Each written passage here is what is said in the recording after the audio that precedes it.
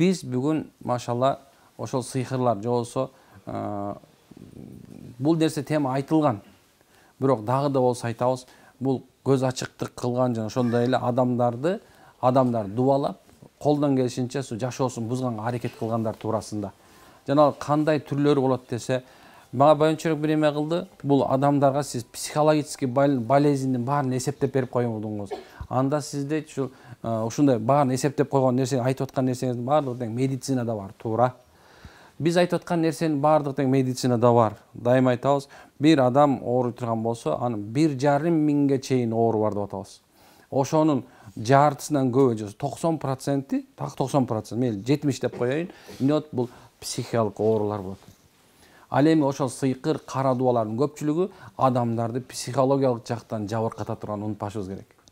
Эгерде сиз күнүгө эле эмнегедир ыйлап баштасаңыз, сыгылып, тутулуп, бир өзүңүз оюңузду айта албай баштасаңыз, кыймыл аракетиңиз жайлап баштаса, өзүңүздүн көчөңкү өткүр жаныңыз бүгүн өткүр болбоштон сүйлөй албай жатсаңыз, ошол эле мезгилде сиздин денеңиз эмнегедир тер басып, ушул бир тарабыңызда бир кандай бир нерсе, оор нерсе тура турган болсо, ошол эле мезгилде сиздин көзүңүз ушундай ылдый болуп, мындай бир көздүн ичинде бир башкача бир оору пайда болгон болсо, же болбосо мындай айтканда адамдар тике карай албай атсаңыз, ошол эле мезгилде субханалла бир адамга сүйлөөнүн алдында кекештенип кетип аткан болсоңуз, ошол эле мезгилде сиз бир адамдар көргөндө мындай бир жүрөгүңүздө кичине коркунуч пайда болуп баштаса, ошол эле мезгилде эпилепсиясы пайда болуп калган болсо, сиз бирөөнү караган мезгилиңизде эмнеге өзүңүздү жоготуп, башыңыз айланып аткан болсо, ошол эле баш айланып болгондо сиз басып баратканда өзүңүздө бир жаганда бир термелип аткан болсоңуз, бул ошол адамдагы, бул адамдын психологиялык жабыркаганын белгиси. Бирок ошол эле мезгилде ошол адамда сыйкырдын же болбосо кара дубанын баардыгынын белгиси болуп эсептелет. Адамдын эгерде ал адамдын табити качып аткан болсо, же болбосо эртең менен, же болбосо кечке маал тамак ача албай аткан болсо, ошол эле мезгилде субхана бир кандай бир тамакты тандоо, ачуу же таттуу жегиси келип аткан болсо, бирок ошонун жейиндегенде ушунар өтпөй атса, же болбосо ошонун жеринин алдында окушуп аткан болсо, мындай бир тамак кирбей аткан болсо, бул бир. Кийинкиси субханалла уйкуңуздун ушундай бузулушу, уйкунун бузулушу, уйку жөн эле бузулбастан, авалки түшүн ичинде сиз уктап аткан мезгилиңизде чочуп ойгонуп аткан болсоңуз, сиздин түшүңүз уктап аткан мезгилиңизде кандай бир жылаандардын, чаяндардын, карышкырлардын, албарстардын, арыстандардын, ошондой эле бир кандай башкача бир өлгөн адамдар көрүп аткан болсоңуз, ошол өлгөн адамдарды таанып аткан, ошо учурашып аткан болсо, ошо сизди чакырып аткан болсо, анда субханалла бул да бир сыйкырдын белгиси болуп эсептелет. Сыйкыр деген бул нерсе субханалла мындай ачыктан ачык келгендеги нерсе. Бул ачыктан ачык баардыгыбыздын эмебизде келип атат. Бирок ушулар мисалы 1 ай же болбосо 2 ай тынбастан кайталанып тура турган болсо деп айтабыз. Бул оорулардын баардыгы тең айыгат. Унутпаңыздар. Эгерде кимде ким кечинде көпкө чейин уктай албай аткан болсо, ошол эле мезгилде уктаганда, субхан эртең менен турганда ушундай баш ооруп аткан болсо, же болбосо таңгамал ойголонуп аткан болсо, ошол бир кандай ой басып аткан болсо, ушундай бир өз ойлобогон эле нерселер басып аткан болсо, ошол эле мезгилде сиз уктап аткан мезгилде сизди бир нерсе ойготуп аткан болсо, ошол эле мезгилде субханалла бир кандай нерсени жоготуп койгонуңуз сезим болуп аткан болсо, же болбосо өлүп калыш коркунучу болуп аткан болсо, же болбосо сиз түн ичинде башка бир эркек менен кошулуп аткан болсоңуз, же болбосо башка бир аял менен кошулуп аткан болсоңуз, сиздин түшүңүздө, ошол эле мезгилде ошондон адам рахат ала тургандай рахат алып аткан болсоңуз, анда субханалла бул сыйкырдын белгиси болуп эсептелет. Бир орунда тура албастык, элирип качуу, ошондой эле күйөөнүн аялдын күйөөсүнөн качуусу, ошол эле мезгилде субхана балдардын ата-энесинен качуусу, ата-эненин балдарды көргүсү келбей калышы, аларды көргөндө жин ачуусу келиши, ошол эле мезгилде ата-эненин баласына болгон ушундай бир мындай симпатиянын жоголушу, же болбосо мындай айтканда жактыруунун жоголушу, ага болгон жек көрүү пайда болушу, бул да сыйкырдын белгиси болуп эсептелет. Көп убакыттарда бул нерсени айтып какшап субханалла биз эме кылдык. Кээ бир адамдар ушу даватка чыгып келсин, ушунда бир устаздардын алдына отурсун, дем салдырсын деп жолдорун издегенге аракет кылышат. Бирок жолдорду издөөдө биз туура жол таппай турган болсоң, эгерде ушул туура жолун таба албай турган болсоң, ошол адамды сен өмүр бою мындай бир нерсеге байлап койгондордун катарында болосуң. Мындай айтканда зависимый кыласың. Эгерде ошундай бир акыбалда ооруп аткан адам болсо, анда ага биз кадимкидей эле биринчи добрачебный помощь деп коет го, мындай айтканда биринчи ден соолугуна зыян келип калбашлыгы үчүн субхана жардам беришибиз керек. Жардам беришибиз керек. Эгерде ошол адамдын иманы, ошол эле мезгилде Кудайга болгон ишеними бар болсо, намаз окуп жүргөн болсо, орозо тутуп жүргөн болсо, хажылык кылган болсо, закат, садака кылып берип жүргөн болсо, ошол эле мезгилде адамдар менен мындай бир кандай десем, дин исламдагы мындай Курандарды окуп жүргөн болсо, Куран окуп жүргөн болсо, хадистерге көңүл даватка чыгып жүргөн болсо, субханалла, аларга да жардам керек кадимкидей эле. Анткени себеп жабыркап калгандан кийин кээ бир убакыттарда ал адамдын ыхласы жоголушу мүмкүн. Бүгүн намаз окуп жүрүп эле эмнегедир намазы сустап башташы мүмкүн, орозо убагында сустап башташы мүмкүн. Ошо негизи эле бардыгы эле диний амалдардагы калып башташы мүмкүн. Бул адамдарда дагы же сыйхырдын, мындай айтканда жана кара дубанын таасири бардыгынын белгиси болуп эсептелет. Унутпаңыздар, бардык сыйхырлар, бардык кара дубан, бардык жин шайтандардын эмнеси менен таасири менен болот. Анткени ар бир көз ачык, ар бир сыйкырчы дайыма жиндерди баш ийдирүү менен субхана ушу амалды кылат. Аллаху акбар, урматтуу бир тууган. Ошол себебинен эгерде кимде ушундай болуп аткан болсо, сөзсүз ошонун биринчи баштапкы нерсесин кылганга аракет кылыш керек. Баштапкы жардам. Сиздин биринчи баштапкы жардамыңыз ошондой ооруп аткан адамга садака берүү. Садака берүү керек. Садаканы дагы кандай бериш керек десе, ушундай бир өтө муктаж болгон жетимдерге берсеңиздер жакшыраак болот. Ошол берип аткан садакаңызды дагы атын атап бергениңиз жакшы. Аллахым, ушул садакамды кабыл кыл, мен ушу оордан айыгайын. Садака эмнекен бардык баладан куткарат. Садаканы субханалла ушундай бир чын көңүлдөн, чын жүрөктөн кылып бериңиздер. Садаканын ушул нерсеге көңүл бурушубуз керек.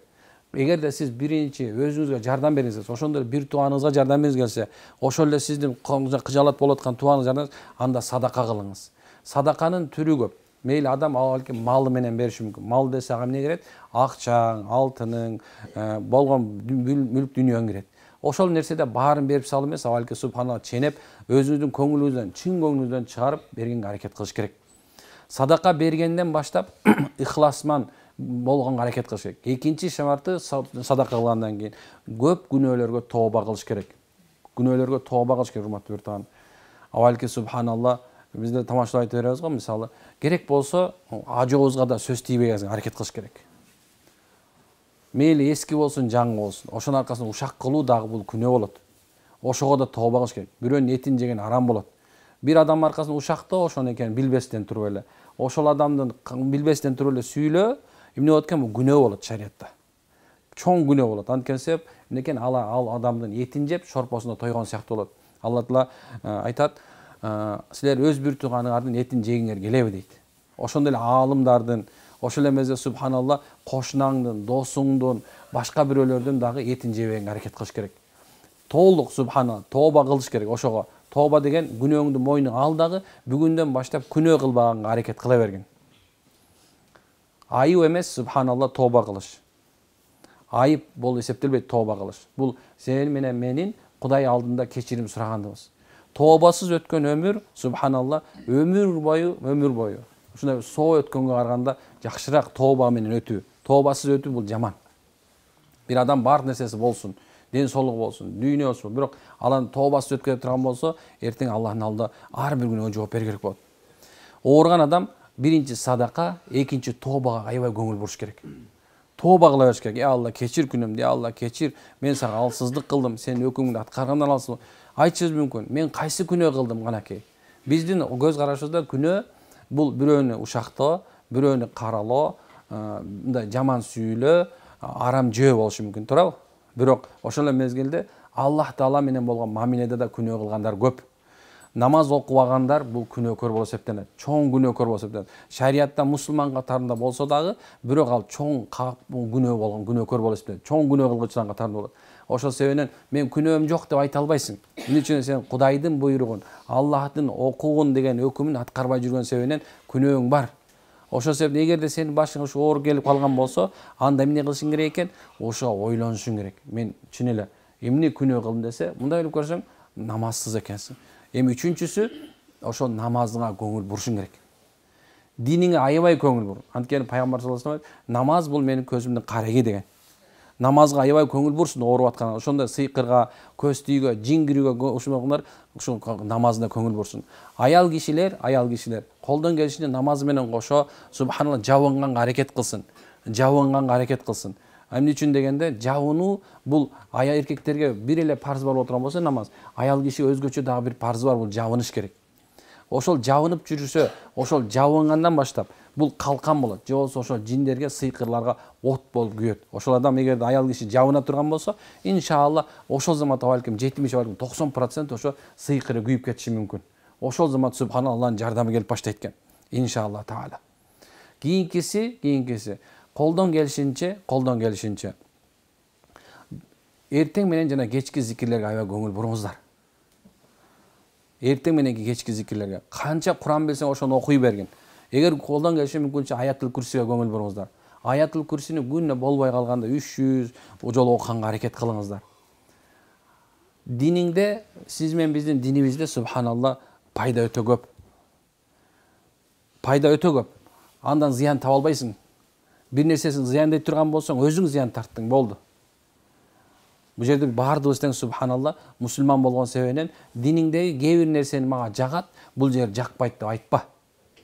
Анткен себеп субханалла Аллахтын дини толук. Алла Таала толук кылып берген. Алланын динин бөлбө. Жана ошол сүйлөп атканыңда ушул оору сенин башыңа жөн эле келбептир дегенди ойлонуп кой. Анткен себеп сиз менен биз ошол Аллахтын буйругуна каршы чыккан себебинен Алланын сыноосу келди. Машалла, урматтуу бир тууганым, оору бул баардыгыбыздын башыбызда бар. Оорунун жакшы жагы күнөөбүз кечирилет. Жаман жагы бар болуп турган болсо, бул дүйнөдө субханалла кичине анча кордук тартабыз. Бирок ошол кордукту дагы, ошол ооруну дагы Аллахтан келген сыноо дей турган болсок, иншалла таала эртеңки күндө Аллах Таала бир жамандын аркасында эки жакшылык даярдап койгон. Көңүл буруңуздар. Бардык акыбалда өзүңдү жөнөкөй тутканга аракет кыл. Бирөө бирөөдөн артык эмес.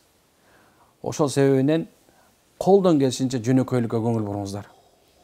Кимде кимдин үйүндө уруш жаңжал болуп аткан болсо, Аузу биллахи минеш шайтанир раджим деп ошол үйгө ынтымак алып келиңер, аракет кылыңыздар. Кимдин үйүндө ынтымак болбосо, ынтымак алып келиңер, аракет кылыңыздар. Өзүңөрдүн ооруңарды үйүңөргө алып кирбегиле. Качан үйүңүзгө баратканыңызда, үйүңүздө турганда башкаларды кошо оорутуп койбогула. Кандай десе, ошол ооруң менен наалый берип, субханалла ошол үйүңдү оорутуп салба. Аялыңды, аял күйөөсүн, балдарын оорутуп салбасын. Анткен себеп ошол ооруга канча наалыган сайын, канчалык оору жөнүндө көбүрөөк айта турган сайын, ошол нерсе үйүңө кирип келет. Бүт бала бакыраң, аялың, күйөөң баардыгына тең субханалла ошол кадимкидей жугат. Дегеним, ооруга бир аз сабыр кылалы, машалла. Аллах Тааладан кечирим сурайлы. Аллах Тааладан шифа тилейли. Жана кылып аткан амалдарыбызды калыс Аллах Тааланын ыраазы үчүн кылалы. Анткен себеп сизге менен бизге келген оору бир аз бизди кыйноо үчүн эмес, балки сыноо үчүн келди, машалла. Түшүндүрө алдымбы? Ассаламу алейкум. Аллах кабыл кылсын. Субханак хамдик. Ашхаду анта астагфиру ва атубу илейк.